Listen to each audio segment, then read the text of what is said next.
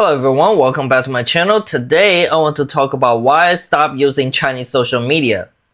As many of you may already know, the first thing I'm going to mention is censorship, but how is censorship actually affecting the overall experience? And is there any way to avoid it? Let's talk about Weibo first. For those of you who don't know, Weibo is the Chinese version of Twitter. It used to be the essence of Chinese social media. Every celebrities, influencer, and even state media outlet had an account. The problem is that as time passed, the authority began to understand the power of social media. They immediately came up with a solution, which is restrictions. There was a famous analogy made by Bill Clinton regarding China's attempt to censor the internet. He said it would be like trying to nail jello to the wall. I still remember a post I read on a Chinese forum where a netizen commented, "Oh, Mr. President, they can nail water to the wall now. That's not a joke, but the reality we're facing today." So Weibo, along with other apps, use a keyword filtering system. At first, there were only a few sensitive names and subjects. If you trigger the system, your messages simply wouldn't stand out. But as the database grew, it became almost impossible to complete a paragraph without hitting a tripwire, even if you weren't intending to violate any laws, because the database is so massive. People have lost track of it. It feels like walking into a minefield. You can get banned for totally random reasons. To use Weibo correctly, people developed an instinct for distinguishing sensitive words. They started replacing characters with others that have similar pronunciation or using abbreviation. The problem is that people got so used to these workarounds that it resulted in the breaking of the Chinese language.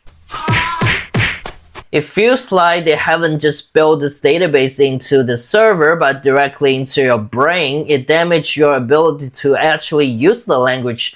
Some people find that after heavy social media use, they have difficulty expressing their thoughts or properly organizing sentences. To me, it's a clear deterioration of the language. You forget how to use authentic word over time. And the second problem is the content itself. Take Baidu, the Chinese equivalent of Google. After Google left China, Baidu dominated the market. They have a product called Tieba, which is similar to Reddit. In theory, you could create a group for any topic. It was great at the beginning, a classic internet forum format. However, the company couldn't find a way to profit from it, so they started to monetizing moderator accounts. Consequently, Tieba Group began to ally corporate marketplaces. Original content was contaminated by ads and bots, but that wasn't a fatal blow. For me, the end came in 2017. Overnight, Baidu deleted almost all data posted before 2017, claiming server malfunctions. They never recovered any of it, of course.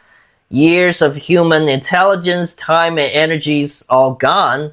I know for a fact that real reason behind that data massacre wasn't a technical problem. Independent websites and forums are dying out one by one because you now need a permit from the authority to run them, something very hard for an individual to get. Only a few traditional forums have survived, and GA is one of them. The other one is called Hupu. They are still around, but they're occupied by younger generations. To be honest, the content isn't my cup of tea. It lacks depth, and it's strictly regulated.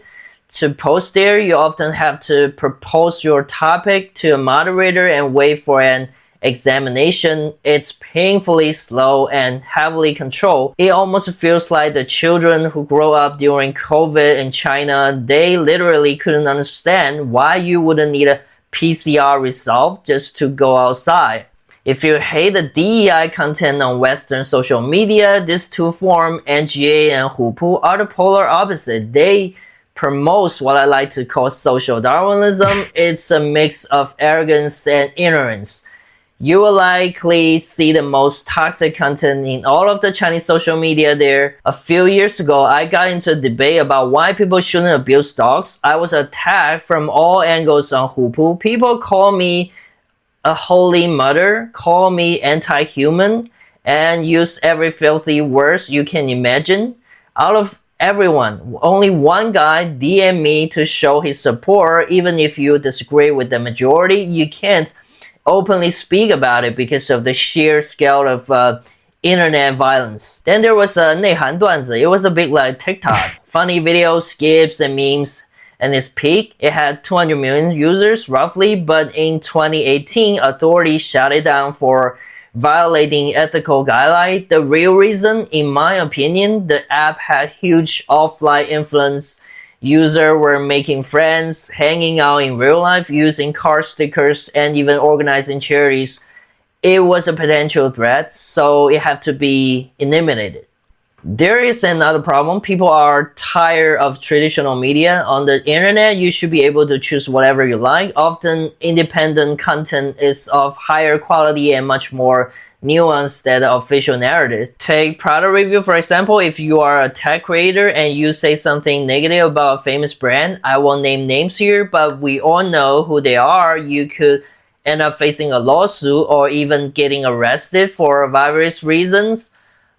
These corporations have the power to shut down your social media accounts instantly. This alone makes the content unwatchable because you never know if a creator is being honest or just afraid of something.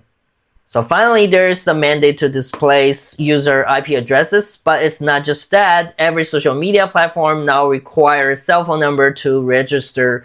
I'm not saying non-Chinese social media is innocent. When I saw X, formerly known as Twitter, introducing IP displays, I laughed so hard. It seems like some of the people in the West are learning from China. But for now, Reddit still gives me that old school social media vibe. I still enjoy reading text-based posts and watching people actually exchanging thoughts without a minefield in their heads. At least for now, I know Tencent owns part of Reddit, but still it's a better experience for me. Yeah, I'm aware of the TikTok migration. I guess the grass is always greener on the other side, but I'm wondering, how do you all feel today? Are you guys still using 小红书 or Little Red Book? I want to be clear, I'm not anti-social media, I'm not a modern-day hermit, and I'm not an anarchist. It's just jarring when your posts and movie review are constantly deleted over the year without a warning, and society began to accept this BS as the norm. That's why you're seeing more and more Chinese content creator landing on YouTube. Is it risky? Yes, sort of, but I guess it's just human nature. Eventually, you need to step outside and get some fresh air. Alright, that's it for today. Like, subscribe, and please leave a comment below. I will catch you in the next one. Have a nice day. Goodbye.